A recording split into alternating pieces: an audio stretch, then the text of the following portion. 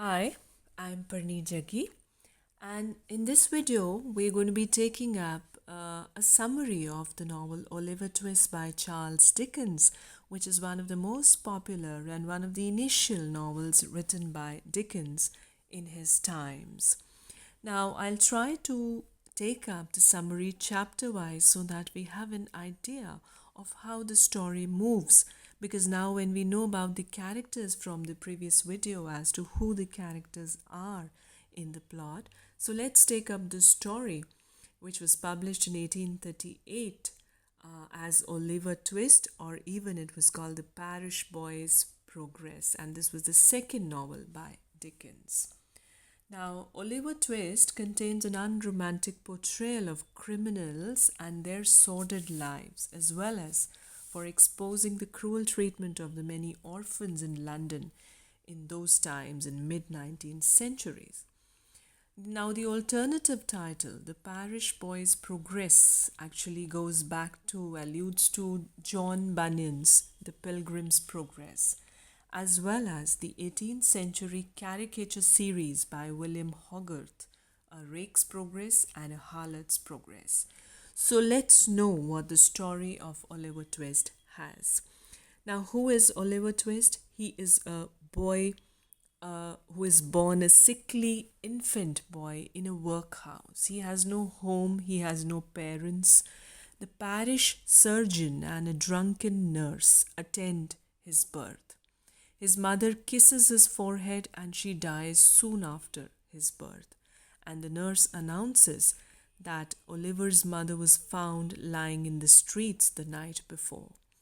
And the surgeon notices that she is not wearing a wedding ring. That means that she was unwedded, and when she gives birth to this child, she dies very soon after it. So in chapter 2, after we see that this boy is born in a very dirty environment, he's a sickly infant, very weak, and is born in a workhouse, nobody to look after him. So we see that he is now part of the workhouse. And authorities at that workhouse actually send Oliver, because he's a newborn baby, to a branch workhouse for the juvenile offenders against the poor laws. Now, this place where he is being sent, there is an overseer, the lady who is called Mrs. Mann, who receives an adequate sum for each child's upkeep. But as we know it, and as we know the world, she keeps most of the money to herself and lets the children in that kind of an orphanage, let them go hungry. Sometimes even she lets them die. Now, on Oliver's 9th birthday, we see a church official by the name of Mr. Bumble, who is a minor church official known as the parish beadle. He actually informs Mrs. Mann that Oliver is now too old to stay at her establishment, since no one has been able to discover his mother's or father's identity, so he must return to the workhouse. Now, Mrs. Mann asks how this boy came to have any name at all. And Mr. Bumble tells her that he keeps a list of names in alphabetical order, naming the orphans from the list as they are born. Now, hearing this, Mrs. Mann has no objection to send Oliver away, so she goes and fetches Oliver. And when Mr. Bumble is not looking, she glowers and shakes her fist at the boy, so he stays silent about the miserable conditions at her establishment.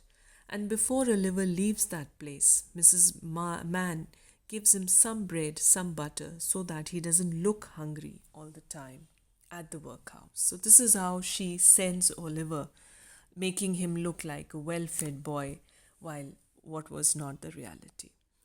Now, the workhouse offers the poor the opportunity to starve slowly, as opposed to quick starvation on the streets. Now, this workhouse is no better. It is not a better place than Mrs. Mann's establishment. For the workhouse, the undertaker's bill is a big major budget item due to the large number of deaths. So Oliver and his young companions are now kept in the workhouse and they suffer the tortures of slow starvation. They are not given proper food. Care is nowhere in seen. They are not given good treatment. One night at dinner, a child tells the others that if he does not have another bowl of gruel, he might eat one of them. Now, terrified, the children at the workhouse actually cast lots, determining that whosoever loses shall be required to ask for more food for the boy. So they have to beg for food this way. They do not get enough food, and the mind is such full of filth that they even think of eating the other person up because they are not fulfilled at any point of time. Now, when this happens, they decide that they will put lotteries, that whoever loses the lottery will be made to ask for more food, because whoever will ask for more food will be punished in one way or the other. Now, Oliver loses, and after dinner, the other children insist that Oliver should ask for more food at supper. His request so shocks the authority. The authorities are so shocked that a boy is asking for more food. How dare he? That they offer £5 as a reward to any person who will take Oliver off of their hands. That means they want Oliver to leave that place because he is asking for more food. Then in the next chapter, we see that in the parish, Oliver has been flogged, thrashed, beaten, and then locked in a dark room as an example, so that the other boys do not come and ask for food. Now, Mr. Gamfield, a brutish chimney sweep, offers to take Oliver as an apprentice, as a worker, as a servant. Now, because several boys have already died under his supervision, the board considers £5 too large a reward, and they settle it over just £3. Mr. Bumble, Mr. Gamfield, and Oliver appear before a magistrate to seal the bargain. Now, at the last minute, the magistrate notices Oliver's face. It is pale, weak, alarmed, shocked, terrified face. And he asks the boy, why is he looking so terrified? Oliver falls on the knees of the magistrate and begs that he was locked in a room, beaten, killed, and any other punishment may be given to him. But he was also apprenticed to Mr. Gamfield. So this kind of moves the magistrate. The magistrate refuses to approve the apprenticeship because that child is begging that beat me, kill me, give me punishment, but do not apprentice me to Mr. Gamfield. So this magistrate refuses, and the workhouse authorities have to take Oliver back to their workhouse, and they again advertise Oliver's availability. Then in the next chapter, the workhouse board considers sending Oliver out to sea as a cabin boy, expecting that there he would die quickly in such miserable conditions. However, Mr. Sowerbury, the parish undertaker, takes Oliver on as his apprentice. Now, Mr. Bumble informs Oliver that he will suffer dire consequences if he ever complains about his situations. Mrs. Sowerbury remarks that Oliver is rather small, he is a young boy.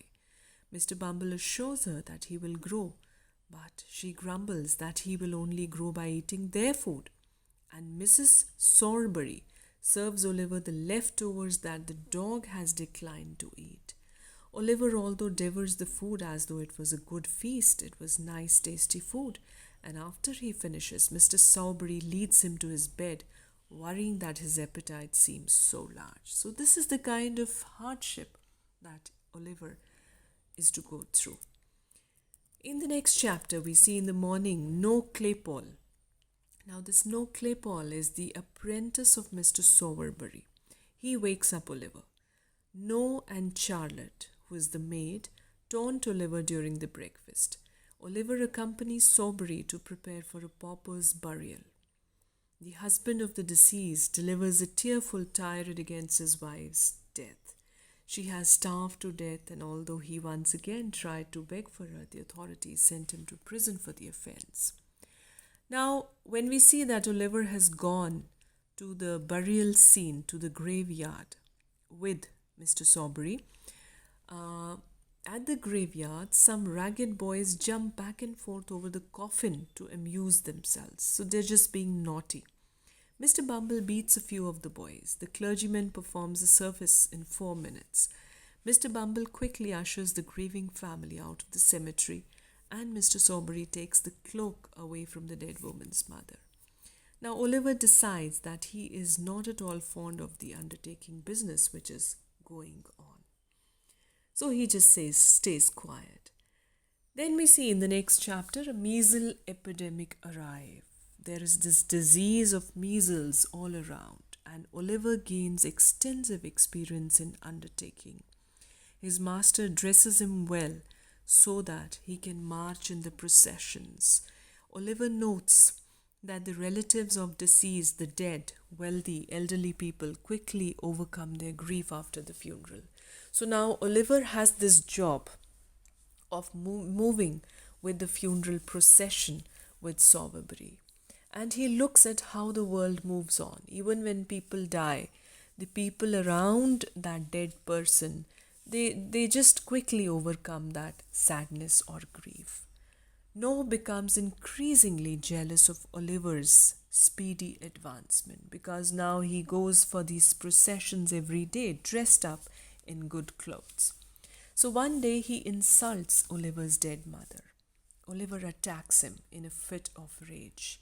Charlotte and Mrs. Sawbury rush to Noah's aid, and the three of them then beat Oliver and lock him again in a cellar, in a dark room.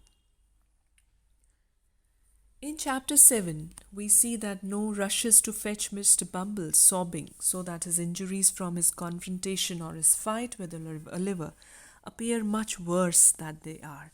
So now he is trying to play a competition with Oliver because he is jealous of Oliver.